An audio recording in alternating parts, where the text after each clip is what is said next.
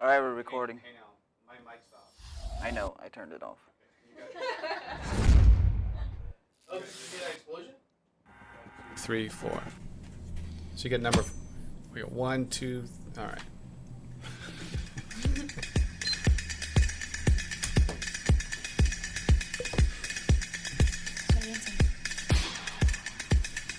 That's real smoke, by the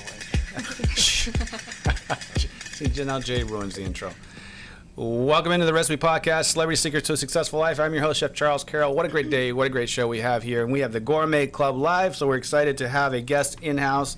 And before we get started, I want to say a quick hello to all our team here. We got the Bob back in house. Say hey, Bob. What's up? And we got the Venus Flytrap. Say hey, Venus. What's up? You doing all right, brother? Yeah, man. Yeah, we've got one of your favorite chefs in studio. Yep. Not me. I mean, a guest is in studio. But That's pretty funny, actually. yeah. Monica, how you doing? Good. Yeah, you getting this all figured out now? A little bit. Are you getting into a rhythm? No. No. Not yet. That's honest. I We like need that. to work on that. My Jay, sister's like that. Yeah. She likes to sleep. Jay, everything's working. Everything appears to be working. Yeah. Yeah. All right. So Miracle. good.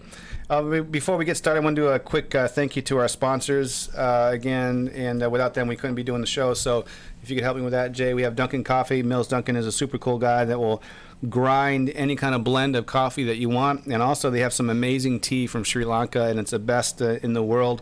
If you're a tea drinker, you need to get that. So they're full service coffee and tea in restaurants or hotels or clubs. So check them out. Aceway Incorporated owner Ricardo will clean your kitchens or your office buildings. Anything you need to clean, they will do it with great service as well. Texas Beef Council, we love them because they love chefs. And they, if you're not eating beef, there's something wrong with you. Scofield School of Culinary Arts, if you want to get an online education, go ahead and look them up. It's an amazing school. And American Culinary Federation, Bob and I will be on location in Orlando doing some podcast shows there. You excited, Bob? Yeah? She's going in a day early just to get some, go to For Disney where? World. Oh, that's right. You love Florida. Yeah, so we're going there to do some online shows. So if you're not a member of the American Culinary Federation, go online and check that out. And if you're going to go to the show in August, the convention, look us up, and we'll be there, and maybe we'll have you on the show. So without further ado, we have Chef David. David, help me with your last name. How do you pronounce it so I don't hack this up? Guerrero. Guerrero. Okay, so I haven't been to your restaurant, but I can't wait to go, and because Christian's a big fan, right, Christian? Yeah, but you got to let me know where you're going. All right. Well, why? Because I want to. You got to let me know. Yeah. All right. Well, cool. Let's go. Let's take the team. All right. We'll take the team. We'll all go and go there. So, Chef, thanks for coming. And man, there's so much to share about your story. You've been in Houston how long now? I've been in Houston since 2004, 2004. And you came in from New Jersey. New Jersey, Yeah. right? And I'm original from Ecuador. okay, from Ecuador. Yeah, Quito. Okay, that's Quito, a Ecuador, yeah, South America. yeah. I've been to Ecuador. Have you ever been to Ecuador, Christian? No.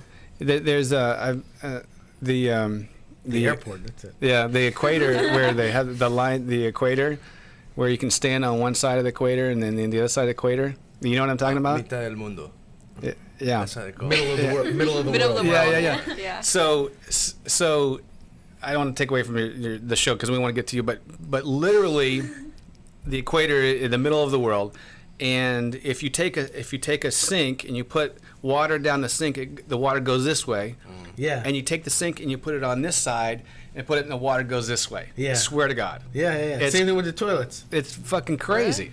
Yeah. Did you get to see that part that you have you can still an egg on top of the nail? Yeah. It's one egg on top of the nail. It's crazy. Yeah. It's like crazy balance. If you put it right in the middle, yeah. that's incredible that we're able to know exactly where it is. Yeah. Like all the way through. Do you know what I mean? Like Yeah. whoever drew that line, they're like, now get it straight now. He's like, if they draw it wrong, it's like we're completely lopsided. Well, you have to carry that sink around the whole stretch to make sure they get it right. Oh, that's not what they use. No, but that I'm telling you, when I went to where this show is, they have probably 30 different things you can check out about the equator now. That's awesome. Yeah, it's really amazing. It's cool stuff. So was Jersey the first place you stepped foot in America? Yeah. Yeah, and No, when, actually, no. That was I came on 1999 with my mom. It's a long story, but it's very very nice because actually my mom she got a extremely good job back in Ecuador, okay, and unfortunately the situation over there, she lost her job. My dad lost her job, and my mom actually says I'm gonna try United States. So I said, okay, go ahead. I'm gonna help you. So we come to Washington State. oh And wow, My first job, I don't care. I mean, it was part of it. I used to pick fruits though, but it was crazy. I couldn't do it. We used to wake up 4:30 in the morning. I remember this Mexican guy. All due respect, he used to fill 16 bins, actually 22 bins of apples. wow, He was so fast. wow, And between my mom and I, we used to do like 2.5. wow, That's good. Yeah. And my mom, she's a commercial engineer, and I was just a person who just finished high school. uh-huh, So no experience in architectural, agricultural, at all. mm-hmm. So it was very tough, but I learned something at least. So you went from Washington to then. I get back home, back to Ecuador. Okay. And then we actually make a big decision to now we really move to the States, and then now I come with my dad to New Jersey. Okay, And then I okay, stay. and then how old were you when you came to New Jersey? 18. 18. And your dad, what did he get a job right away, or did he have? Yeah, he got a job right away. It's tough, when you come here to this country, especially for everyone, no English, Yeah, yeah, You always stay with visa. Most of that's what we do. yeah, yeah. It's So what tough. was your first job? When I come back second time, I used to be a delivery pizza guy. Mm-hmm. I used to kill it though. Yeah. Yeah. So same thing. That's my. I gotta ask because we just had a show. Did you ever drop a pizza? Oh yeah. Yeah, definitely. Yeah. No, we had our last show with the Domino's has this new thing about this insurance takeout. What is it called, Bob? Carry-out Carry-out. insurance. Carry-on insurance. So if you drop the pizza, right? That's what I'm saying. So we called BS on that whole thing. So if you drop the pizza, you can bring it back and you can get a new one. So it's insurance. So. Yeah. Anyway, so all right. So you killed it as a pizza. No, player. of course, because my personality is like, I don't see anything too big for me. If I learn it, Yeah. That's why I think I have this chef mentality, So when I was doing high school, because I have to repeat high school in order to learn English again, right? Oh, gotcha. I used to be a delivery pizza guy, and I went to apply, and this Italian guy, Armando, he asked me, how long you been living here? I said, my English was like very limited, so 5 years, can I say, And he asked me if I know the town. I said, yeah, definitely. Like I went You drove everywhere, yeah. Oh yeah, I know everything. And back then, I don't think it was I used a GPS or anything like that. Right. It's just have a huge map. Every time I have an order, open my map, and then go by Wow. numbers and letters. Yeah. It was very tough, but in like probably less than 6 months, I get really used to that. It's a small town, Kearney, New Jersey, and Harrison, so around those areas, and that's it. So I was there for until I finished high school. Then my parents they couldn't stand New Jersey though. It was really bad. It was it's cold. too cold. Sucks. It's like tough. Especially in New Jersey. If you don't have a driver's license, you're stuck there. It's not like I mean, New York is still a different story, but New Jersey is tough. Yeah. It used to be a stop state, so they moved to Texas, where my dad used to have. We have an uncle here, so it was kind of like, okay, he's gonna help us out. Mm-hmm. So my parents moved here. They used to live in Texas City, and then my mom, she always wanted me to be a doctor though. Oh, there's an opportunity for you. Come here. You can study in Galveston, blah, to the UTM. I think it's called UTMB, right? Yeah. Yeah. And I said, no, I don't want to be a doctor, Actually, we 3 sons, and one my brother is a doctor now. Oh, really? So finally, my mom's have a dream come true. So I come to Texas and stay because someone broke my heart in New Jersey. And I said, I'm gonna go somewhere else. Yeah. And that's why I came to Texas City, and I went to culinary school in Galveston College. I did Okay. it for 2 years. And There's a then- culinary program there? Yeah. No kidding. Yeah. I didn't know that. So I was actually blessed and lucky because back then one of the instructors, she used to be instructor in the CIA. Mhm. But she has to move to Texas because her mom, who she used to live in Clear Lake, she was dying with cancer. Mm. So she kind of take job in Galveston College. Her name was Sherry Lewis. So she kind of like amazing teacher.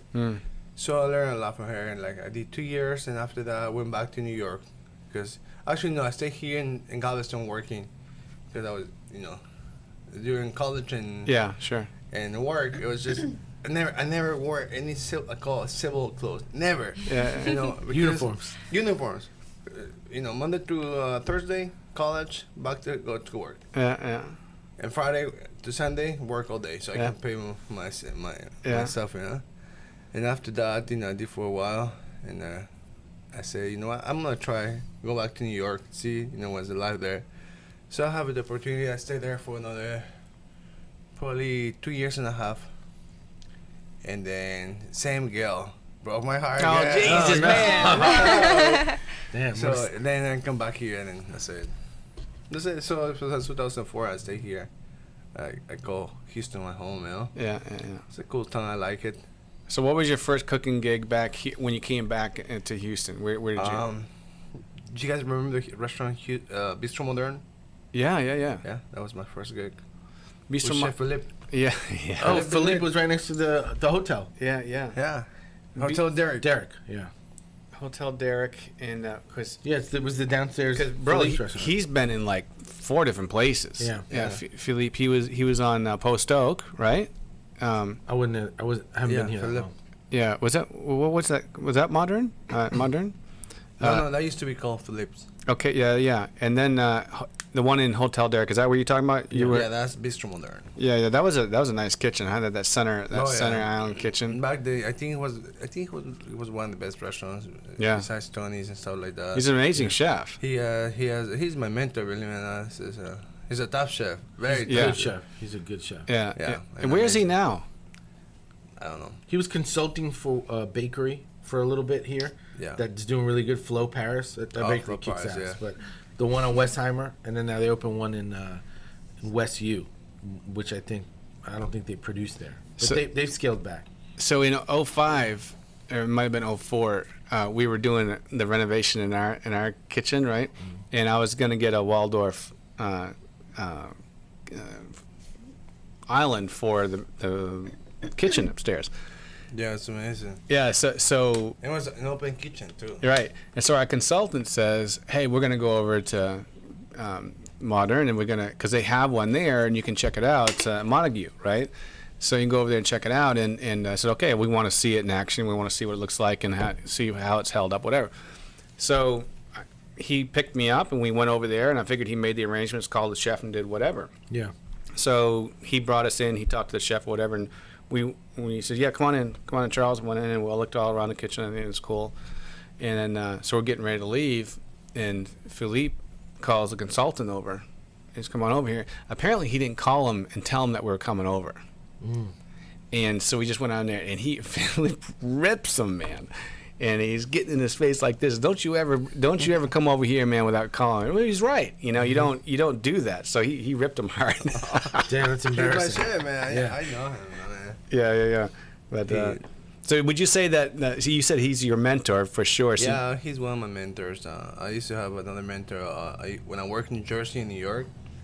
German chef. Very tough. I mean, and then I work also in the same restaurant for pastry, which I would never do it again. those pastry people are weird. Yeah, he was. She's pastry. She's pastry, Yeah. He was from. It's just really wacko people. Yeah. He was from Yugoslavia though. Okay. Very tough. Oh my god. I remember one time we have they used to have banquets on top for about almost 500 people. It was a big building in New Jersey, West Orange. It used to be called Highland Pavilion. If you Google it, it has one of the best views to Manhattan from New Jersey. It was amazing. So, and one time I was, this chef used to build, to do this huge wedding cakes. He used to do like by numbers, So one day we were about to put out this huge cake for almost 8 floors, and I got them drop it the third floor.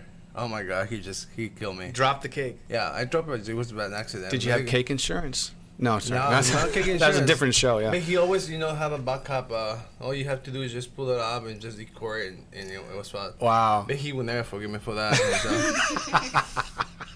And so, and then after that, I ended up doing bad with him, Yeah. and I lose my temper, and I left. Oh gosh. Yeah. Maybe he hooked up with your old girlfriend. No. So you came back after how long were you in New York? Probably 3 years, 2 years. 3 years, and then you came back and went to Bistro Yeah, Modern. I was doing 2 jobs. I work in the Hyatt Hotel too. I work in many places here. But then at some point you went back to study your cuisine. You decided. Yeah, that was back in 2012. So what was the decision there? What were you thinking? And Christian, jump in, man. I mean, you what was it in you? You didn't have a place before that, did you? No. Okay, so you decided, hey, I want to find my food, and I'm going to go study. Or how did that go down? So like I said, I've been working in a lot of restaurants here in Houston, open restaurants, hotels, country clubs, stuff like that. And What country club? Well, I didn't open, but Oh, I work on a Sweetwater Country Club Okay. in Sugarland. Sugarland. Mm-hmm. Yeah. That's how I find my job as a private chef. I work for a private chef for Tracy McGrady.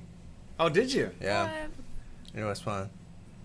Unfortunately, that's when they find I have a brain tumor. I was back right at the moment, and it was a great family. They're really, really sweet people. So I work for them. I also work for, at the same time, I work for Joan Howard. The NBA The basketball player. Yeah. Amazing family there. I met him before. He's got a beautiful wife. Yeah. They came down to capture Luca, and I remember looking. I was like, "Damn, he's tall." Oh, I was like, "That's Joanne Howard." And then I looked at his wife, and I was like, "Oh my god." Yeah, Janine Howard. She's. I said, "Oh my god." Their family's from Aruba. Yeah. She's beautiful, and the best thing about them is just like they're really good people. Sometimes you think like, oh, like too cocky, stuff like that. No, they're really, really nice. So how did you get that gig? And they needed a chef because they want to be specific about their diets. No, They just wanted really good. What? there's a chef that he actually opened a restaurant in the left, and there used to be a poker room on the Sweetwater Country Club, and this lady came. I used to be the chef de cuisine of the Sweetwater Country Club, but I was like, come on, like club sandwich, and I would never work in a country club ever again. I can't do that. Someone says a club sandwich with bananas and peanut butter, like literally stuff like that. Yeah. It was like so disgusting, but you have to get paid. And it's just okay, you do it, or just have your cooks doing it, and but it was no passion at all. It's just like there because I left Hotel Sasa, and then I went to the country club. And then one time, this lady from the poker room come downstairs, and she's like, "Hey chef, do you know Tracy McGrady looking for a chef?" I'm South American though. I'm all about soccer. I wasn't really into basketball at all. They were like, "Who's Tracy McGrady?" And I'm like, And she's like, "You don't know who's Tracy McGrady?" I say, "No, I don't." And then, he's a basketball player. He's looking for a private chef. And so I go to him, and I was like, "Wow, it's a big deal." So it was a lady who owns a company who finds chefs and people who works inside the house for celebrities. That's how I found the job. So when I met Clorinda McGrady, and she's the one who did the interview for me, and she told me, "Oh, can you cook three courses tasting menu for us for 3 people?" And I ended up doing I think 7. So it went over the top. It was a cool deal because they picked out 18 chefs. They told me, and for me being Hispanic is a cool deal. Wow. So I worked for them for over a year and a half. Yeah. And then, like I said, unfortunately, it's just right at the time they found me this tumor, and I pretty much I couldn't work for over 6 months. Well, tell us about that now. So, how? So You weren't feeling well, and you went to the No, doctor? I have it was no symptoms at all. That's crazy. That's an angel. Actually, her daughter, after I come back later, like a month later after my surgery, I brought her a huge teddy bear, because her name, what's her name? Lacey. So, because T-Mac, he was actually back at the time, he was in New York. Mm-hmm. He was retired already? No, he was transferred to the To the Knicks? Yeah, to the Knicks. Okay. So he wasn't much around, you know.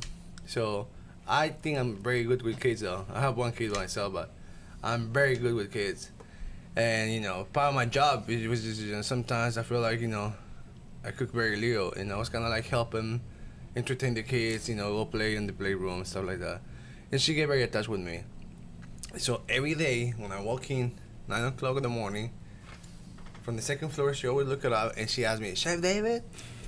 I said, yes, baby. And she went crazy, man. She always go crazy. Every single day. She went running downstairs. She gave me a hug, you know. So that specific day, it was on Tuesday, and Miss Clarinda, she used to do a church meal every Tuesday for about 20, 30 people. So I used to cook for them.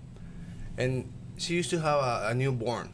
So I put my alarm every day at noon, so I can start doing the cooking, you know. Something like a butternut squash puree, a little chicken breast, stuff like that, you know, for kid. For a little baby, actually, he was like 2 or 3 months old. Mm-hmm. So, I went that day specific. I walked in and I didn't hear this like Chef David, you know, it was kind of weird. And then I asked the manager, Miss Brenda. I asked her what happened with Lacey. Oh, she didn't feel well. I said, what? She sick or something? No, she doesn't feel well. And you know, that's why it's just the story. When you hear the whole story, it's gonna be like, wow, it's like she knew it. And then out of nowhere, she came downstairs very silent. She grabbed my hand. First time, she said, Chef David, let's go play outside. I said, okay, let's go. You know, they used to have like a doll house in the yard. Mm-hmm. And so I was on the swing, and of course it was kind of a short dollhouse, you know. For me, it was kind of very short. So when the alarm went off, I stood up and I hit myself on the head. And it's just lucky the manager, Miss Brenda, saw it, and the Grace, the cleaning lady, saw it too. So they come running and I say, you know, but it's just like something you hit here. Yeah, sure, yeah. There's nothing, it didn't break or anything like that. And they asked me, are you okay? I said, yeah, I'm okay. And then they just say, you need to go check yourself. You need to go check yourself. I said, I'm okay. You need to go check yourself. I said, no. And you know what? I'm going to be very honest. The reason why I went to check myself is because, you know what? It's Tuesday. I'm just going to go ahead and I'm going to call the day, you know? Yeah. They still pay me. So I want to take advantage. Yeah. So they take me to this emergency room on. So you didn't break, you didn't have blood or Nothing, anything? nothing. See, I never would have gone. But You know? and me neither. But you hit it hard though. Did you feel concussion? No. Okay. No. Wow, man. No, that's what I said. This is a miracle, because if she didn't take me this, Right. I wouldn't be here. Wow. You know, so I went to the emergency room. They did an MRI, a CAT scan actually, a CAT scan, and they said, okay, you can stay in the room. We'll be right back with the results. And I was like, okay, man, come on, I want to go home, you know, because right after that I was just gonna go home. And then the doctor come, close the door. Another doctor come. I was like, what the hell, you know? And then they told me that there's something abnormal in your head. You need to go to the hospital right away. That's why I went to the Memorial Hermann on the way to Sugar Land. Yeah. They took me there for overnight. They did an MRI, and that's where they told me that I have a brain tumor. Holy shit. Yeah, and I was like, oh my god, you know, I don't know what I remember my reaction, but they keep me there for maybe another 2 hours. They said you have to send the one on Kessler 59, just in case you have to do a surgery right away. I was like, wow.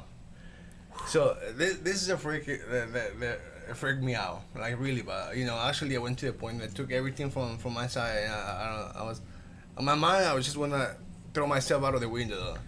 So when this doctor came, and the first thing I asked him, like right away, so how long do you think you have, you know, for me? How long I'm gonna live?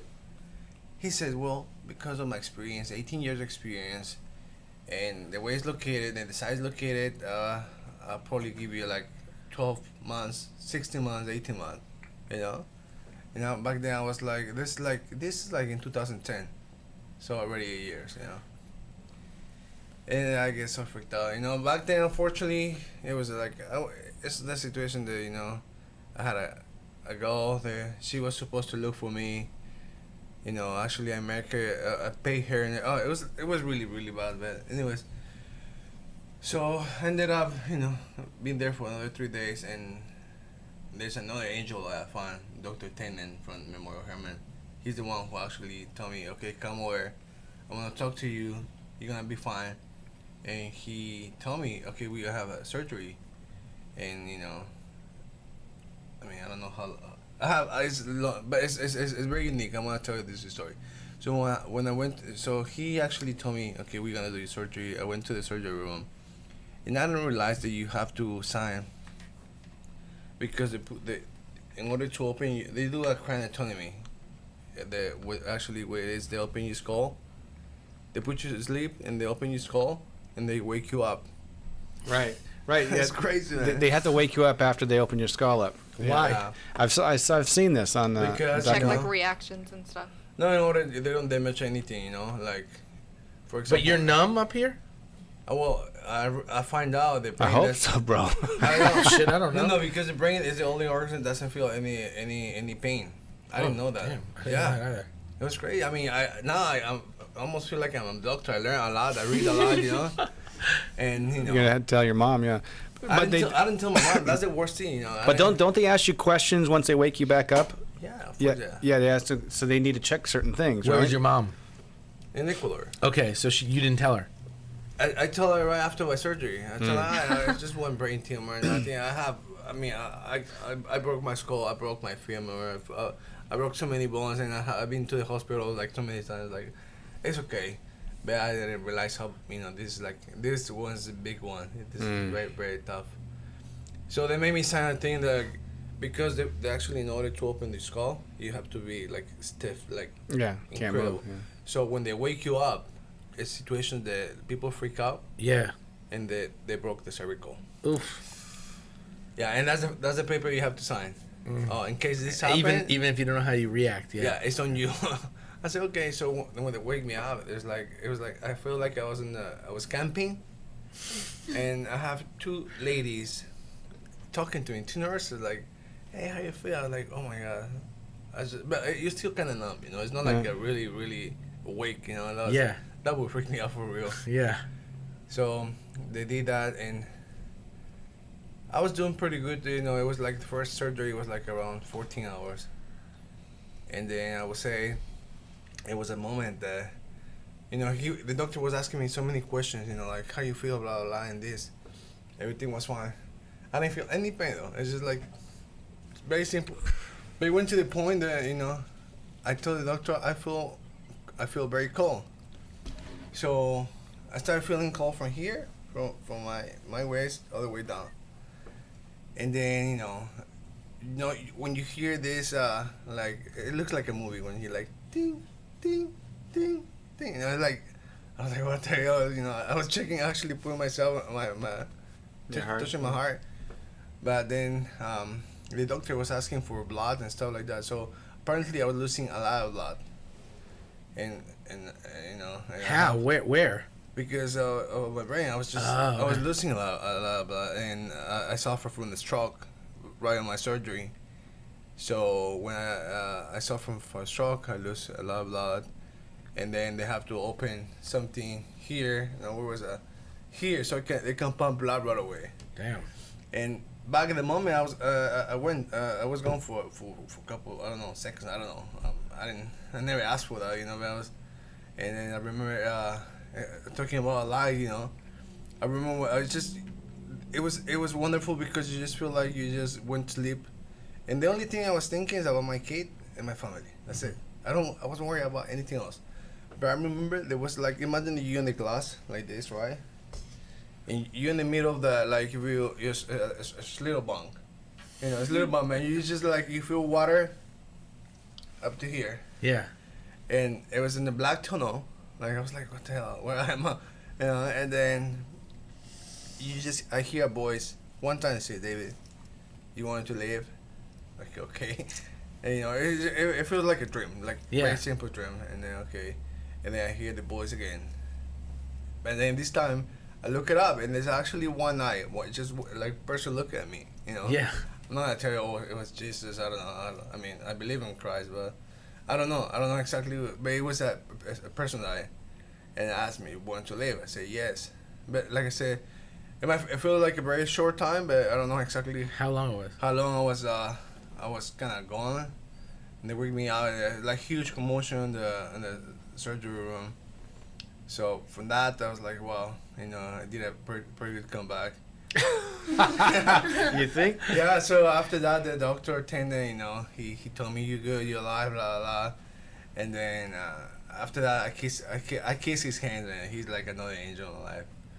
He's an amazing doctor, though. So, and the only thing is I'm very stubborn. I didn't follow his thing. He says, you know, you should do chemotherapy and radiation. I said, no, I don't want to do it. I will never do that. There you go. And I lose the job with McGrady, and I lose my insurance. I ended up going to the, you know, what's it called, golden car. I don't know, you guys. I mean, you guys, America. So well, when you don't have paper, sometimes you have to do the golden card that you go to Bentap those things. So because you don't have legal status, Okay. so you have to do that. You know, a lot of people does that. Mhm. Like I said, but you guys don't know because of the status. But anyways, so I went to Bentap because I don't have insurance, and you know, working in the industry, we don't have insurance. Yeah. Oh, So- Bentop Hospital, like where they do like all like Yeah. accidents and So it's gunshot wounds and stuff. It's like called that. a gold car. Got You know, it's a car that like you don't. It's not that you don't have to have papers, but you know, unfortunately back then I didn't have papers, so and Yeah. nothing wrong with that. It's just, like I said, I came with business and overstay, which actually made me very happy because it made me proud. You know, Yeah. I think I consider myself successful, and I overcome a lot of things in this country, and which I call my home. Mm. By the way, on June 18th, I'm gonna be American citizen. Hey, all right. June 18th this month. Then. Yeah, this month. Yeah, Damn. so a week and a half. Oh, Which is it's Yeah. been a lot of years though. Yeah. yeah, anyway. congratulations. And I appreciate that. Yeah. So you recover from that, and then is that the point you say I'm going to take some time off and go study, or because you went to didn't you take a year off and go and then travel? Yeah. and- So back, you know, I took some time off. I couldn't find a job. You know, it was very tough because as soon as I was walking, you know, I suffered from what's it called? a stroke. A stroke. So my face was weird. I looked like weird. And a lot of people just look at me like, you know, there's not a job for you. I'm sorry. And I felt that, and it's okay. Yeah. You know, it was no problem. You know, I know I think I was a pretty good cook, and I wanted to go back to the line and stuff like that. But like, you know, I just couldn't do it. They don't give me a job. I get to the point they have my apartment. I give away for $500 to my son's mother, like everything, absolutely everything, and I buy flight tickets back home. I said I can't do it here anymore. I don't want to be here by myself. Yeah. And you know, I think God have something for me. He said, no, you're gonna stay here. So I found a job being another private chef, like a month later, and that's how I stay here. Well, anyways, I just lost another year there, and then there's an opportunity to work on the restaurant called Samba Grill. You remember the restaurant downtown? Mm. It used to be Samba Grill, by the Hard Rock Cafe, Mm-hmm. right next to it. So back then it used to be like a churrascaria style, a little bit American style. The chef, he used to be like from Americas, Mm-hmm. you know, churrasco school. Yep. Mhm. So I forgot what's his name. Cordua. Cordua Yeah, yeah. school. You know, churrasco, chimichurri, all that kind of stuff. But my style more for me is like my grandma's cooking, you know, and my grandma's cooking is pure. It's like, it's nothing like we Americanized, you know, zero. You know, my grandma's different. So a little bit, I was sous chef, and I think the chef got fired, and they gave me a shot. And that's in 2012. That's when I make my name in the city, you know, and people give me the opportunity, and they start following me a lot. Mm-hmm. So you open up your own place. Yeah, so in 2012 I did that. Unfortunately, it closed down in 1 year, and then I find someone that he says that he's gonna help me out, open a restaurant, and I opened my first restaurant, Peruvian restaurant on Edwards Parkway, and then it only lasts for 6 months. So I closed 2 restaurants already. I was like, oh my god. And then I went to this place on Montrose. It used to be, you know where's Indica? Mm-hmm. Yes. Cross Street. Got it. It used to be a restaurant there. Mm-hmm. So we supposedly we closed the deal with a finding investor. And the funny thing I found the investor. When I lived in New York for a couple of years, I learned how to dance a really good salsa. So I'm a salsa person. I'm a good dancer. yeah, for real. So, so when Did you say I was a bad dancer? Yeah. when I closed my restaurant, my first restaurant, I went to this club. It's called Tropicana on Tuesdays, and I asked this guy, "Hey, are you interested in a business plan?" Just like that. This guy never takes my food. Never. We sit down next day. I brought all my, newspapers, all that stuff. Clippings, yeah. I have a lot of things, and he's like, "Wow, you're so talented. You're so popular. Okay, let's do it." Just like that. That's another angel in my life. Yeah. So I have very, very few angels, but they're very good people. He was my investor, so he's the one. I said, okay, let's do it. So I find another investor, big investor from Oklahoma, and we're supposed to open this Alma Ceviche bar. Used to be called my restaurant. It was a pure Peruvian restaurant. We have 18 different type of menu ceviches. So we have a tasting menu like 18. So imagine one time, remember that there was 12 people walking in, and they did the ceviche tasting. It was pain in the butt, but it was worth it. That's why I love ceviches.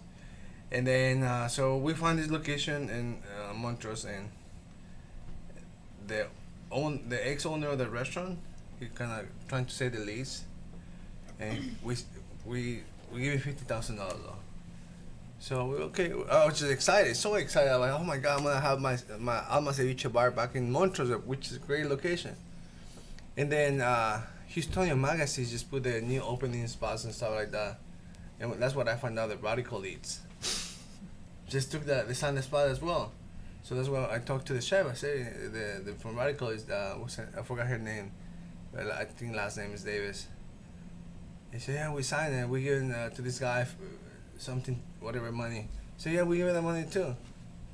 So Wow. from that spot, that's what my investor Bia told me. The other investors, they actually, that's how life works. They told me we're gonna walk away. Yeah. I said, well, okay. It's just I have one small investor. And he told me that he emailed the line. If you don't find something here in 2 weeks, I'm gonna head buy myself a house. So I went to this place in East Downtown. I was looking everywhere. When you have this restaurant, I was looking everywhere. So I found this it's like 1,200 square footage. My restaurant is very small. Yeah. It's just tiny, but it's good. It's a beast. I call it the tiny beast. Yeah. You come walking there some days and you have to wait 1 hour. So, and then the landlord told me, okay, so what kind of concept you wanna do? And I always have this traditional South American, but I always put some finesse and stuff like that. And my mom was like, oh, I wanna do a Latin American tasting menu. He's like, get out of here. I'm not gonna do that. So he says, you have 1 week to come up with a new concept, but that crazy idea on any Mexican, because so many Mexicans here. That's where I come up with ideas like, okay, what should I do? South American food, I'm from South America.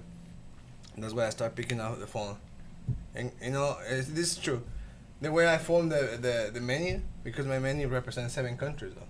So it was a tough thing. And I was thinking, okay, so what I do? Obviously there was back then there was internet, but the first menu, it was based on all my ex-girlfriends. Yeah, I call all my ex-girlfriends. I have a girlfriend from Chile, Argentina, Venezuela, Colombia. I married a Colombian girl before. He's like a Scaffier. Yeah, Scaffier used to name recipes And after his girlfriend. Yeah, I call and I say, because I remember, that's how we do in Latin America. You have a girlfriend from Colombia. When you have a birthday, you go to the birthday party and you learn. You just cook. If you're into cooking, you learn. And that's pretty much how I make my main menu, and I have it. It's just it was nice. It was just something small. It was very challenging because actually colleague chef told me, what are you gonna do here? I said, I'm gonna do a South American restaurant. I'll get out of here. It's not gonna last more than 6 months because of the area, the location. Sure. I mean, I don't think back then was not even one South American person living there. Right. So You have to drive there on purpose. When I drive to that spot, I'm going to your restaurant. That's it. So, but now it's a lot more Venezuelans and people, South American, successful people who live there. They have, they can afford to have a good meal there. They're from Latin and South American, and now it's different. But it was very challenging at the beginning. So especially with this guy, so there's two stories like, it's not gonna last more than 3 months. I was like, okay, I take the risk. Now we're 6 years old. Yeah, good for you, man. Yeah. Congratulations on that. That's good. And the other thing is like, that was in 2013, and the first month, so I was trying to do a counter service though. It didn't work out. People wants to sit down and be served. And we started with 3 people, including myself. So when I heard the door opening, I used to go running, take the order, go back to the kitchen, cook, serve. It was crazy. It was a thing. And then so a couple months after we opened, a friend of mine from Chile, he's just making fun of me. He says, "How do you know? What do you know about Chilean food?" And on the what's it called? Like being sarcastic, Yeah. So what do you know? Because we as South Americans, we're very picky. You have no idea. I mean, he knows. I mean, Yeah, the Chileans seem to be picky sometimes. Peruvian. My top clients, it will be people from my country, Peru, all South American. Very tough, very like this is not how it is. I said okay. So coming from him, I was like okay. You know what? I tell my wife, you know what? Please, I need you to support me right now. I don't have any other money I'm making. I'm gonna save, and I saved for 2 straight years. Everything. I didn't go out at all. Save. And then 2000, and then finally, because of my beautiful wife, I was able to get my papers though. Finally, thanks God. Many years, it took me 18 years. Wow. It's a very long time. Yeah. So when I come back home, I was like, wow, it was like a different world. Everything was totally changed. So I call this country the golden jail, because you make money here. I was stuck, but that was fine. I never was discriminated. It's just do what I have to do and keep going. Yeah. So I saved all the money and I took a big trip, almost 10 months to South America. So some countries I work, I go to markets, I'm the type of, my personality like, hey, if I find you in the bar, we start drinking, have a beer, and I said, do you mind if I pay you for a meal tomorrow? We go to the market and your wife can cook for us, or I tell a lady. And sometimes, once in a while, I used to go to someone else's house, just any person. I don't care, I'm not afraid. The only country I didn't do that was in Venezuela. So your restaurant, did you close it to go? Did you? No, you kept it open. Yeah, my family came here support me. My dad, my brother.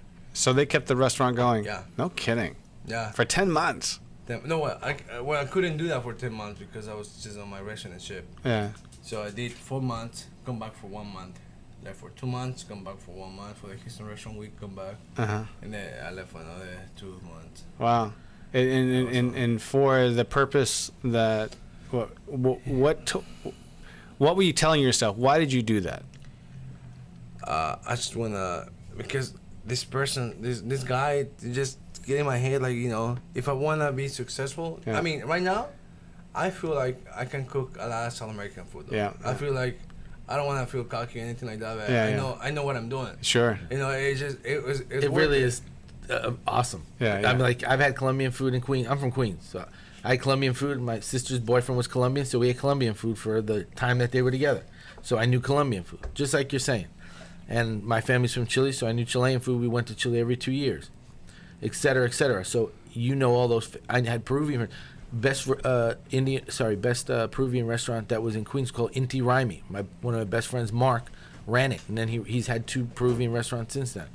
So I know what these taste like, at least in the U.S. I know I visited some of those countries, but in the U.S. I know what it tastes like. So are you saying you have 9 girlfriends from 9 different countries? No, mine wasn't girlfriend associated with girlfriends. I just liked going to restaurants, and I had buddies who were who were in the restaurant industry. But when I went there, I remember looking. I was like, okay, your menu used to be even bigger, which is crazy. This is a big menu, right? Yeah. And there was at least 3 different dishes from each country.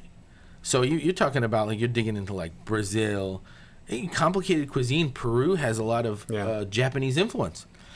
So you're also delving into like Japanese culture. So these cultures are all very distinctly different for different reasons. And I tried the Colombian and I was like, damn, that's pretty great. Yeah. Then I was like, I know Ecuador and Peru make the best ceviches, but Yeah. they're just slightly different. And in Chile we have good fish, but our ceviche doesn't taste as good as theirs. I don't know why, but it's the way it goes. And when you taste his ceviche, and I went in, I was like, first of all, he had the fish that he used was corvina, and that's a fish that's very highly regarded in Chile, to make a ceviche from it. And then the balance, you can take a spoon and drink the lemon juice, the lemon, and what comes off the fish. The balance on it is better than any fish stew you've ever had. It makes you feel energized because it's like so pure, the taste of the sea and lime, lemon or lime, whatever they use, and then of course the fish that's been sitting in it. And it makes me think, it makes your mouth water because I'm like, this gets my appetite going. So when I go there, even if I'm not really that hungry, I start with ceviche and then I'm like, all right, let's do this next dish. And I've tried everything on your menu. I've gone for brunch. There, and their breakfast menu is bananas. And then you look at their lunch menu and it's like, holy crap, how big is their kitchen? How big is their walk-in? Because for lunch, We don't have a walk-in cooler. That's what it makes unique. Every day fresh, you know. yeah, and for lunch they have all the staple sandwiches from each country. That's very daring. You know, a country staple sandwich is something you don't mess with. Yeah. You got a hamburger from the U.S. You have some place in Poland. It's like, I'm gonna make a U.S. hamburger. It's like, yeah, right. You don't have the right kind of beef. You don't have the right kind of grill. Whatever. For him, he's doing this staple sandwich from each country. And I'm like, now you're really digging into deep waters because it has to be spot on. Even the bread, how No, of and you course. taste it's like it's spot on. So that was what you know. Every time that I go to countries, I was looking for specific things like ceviche, the signature dish, and sandwiches. Because hopefully in a couple years I will have a sandwich shop. You That'll know, kill it. Like Chile, it has one of my favorite sandwiches in the world. Though. Actually, I have one. It's called Barro Lucos. It used to name an ex-president. It has a little ribeye. You cook it with some crushed garlic, a little fondant cheese. So like Hawaii cheese. I use Hawaii cheese. Melting cheese, yeah. And you put in the plancha, like 3-4 pieces, and you put on top of your ribeye with some brioche bread and a little butter. So good. It's the best combo of like things like and people for lunch in Chile, like I don't know how they do it. That's why they wake up to work at 9, take a 3-hour Siesta. break, Yeah. and then go back to work till like 9 at night. Yeah. It's because they sit there and have a sandwich like this with like a beer. So it's like a German influence. So I have that kind of sandwich with like a huge beer in Chile, and that the sandwich culture in Chile is way better than the cuisine. I mean, we have very home cooking type food, almost like Texas in a way, barbecue and stuff like that. But when it comes to our sandwich culture, it's very serious, very serious. Yes. I was in like so every country I visited, I stay over a month, like probably 3 to 4 weeks. So in order to learn, and then as soon as I landed, I tell the taxi driver, take me to the markets. And I was the first driver I got. He was my man. He was the man for a whole time, you know. It was fun because those guys knows. Well, a couple things. Because we're up against it, we're gonna end towards the end of the show. What if you're at home and your cooler is full at your house? What are you cooking? At my house. Yeah, if you're home and you get everything you need, what are you gonna make for yourself? I like to do salads and steaks. Salads and steaks. Yeah, plain steak. You know, with good salt balance and pepper. What the show is called The Recipe. So what do you think is the recipe for you? I mean, you've done some amazing things. I mean, you survive. You're a survivor. You moved from Ecuador. You went into Washington. You went into Jersey, and then your heart was broken a couple times, and you went to then you went back to New York. And what is your secret to your success? What do you contribute to coming back out of that cup, out of that water chute, and surviving? What's your recipe? I think I just have dreams, you know, and I always be a dreamer, you know. Always since I was very little, and I think since I was very little, also when I was around the kitchen every time. I used to be hiding inside the oven though. That was crazy. Well, I used to like when I was 3-4 years old, I used to just put a chair and I wanted to wash the dishes like for real. It's just I go crazy, bananas if I don't wash the dishes. You know, I just want to be. I used to be around my grandma a lot, so that's why. And I think the recipe of my success is just I never give it up. You know, even that I have like because after my story, when you read about it, I don't read internet anymore because it makes me crazy. It just makes you depressed. I lose the ability to believe on marriage and kids and all that kind of stuff. Of course, there was one very rough time for me after my surgery. I was like, I don't believe in anything else, and I was very depressed. And then one time, I think the recipe of my success is one where I was sad. I get close to Jesus, and from that point, I never give it up on anything. Of course, I told my wife one thing she hated, and I said, when it's my time, it's gonna be my time. And I said, nothing's gonna. Yeah. Nothing I can do about it. Yeah. But I always keep going. I always believe, and I have an angel. That's it. Yeah. I always look it out for me. Yeah. Good for you, man. That's good. Well, we have a friend of ours from what's the name of the magazine, Haley? Buzz Magazine. Buzz Magazine. She's one of the writers for Buzz Magazine. She was going to try to be here, but she's going to look you up. They're going to do an article on you. Okay. And awesome. And it's a good clientele, and so they're going to look you up. That's great. I appreciate you for the invitation. Yeah. This is a good opportunity to tell her. We never mentioned the name of the restaurant, did we? Well, yeah. I wanted. Tell us about the name of the restaurant and location. Where can people find your social media and all that? Please, this is one thing that really get into my nerves. The restaurant called Andy's in the Heights. So there's a lot of people walking to my restaurant and say, "Hey, Andy's." I'm like, "No, my name is David."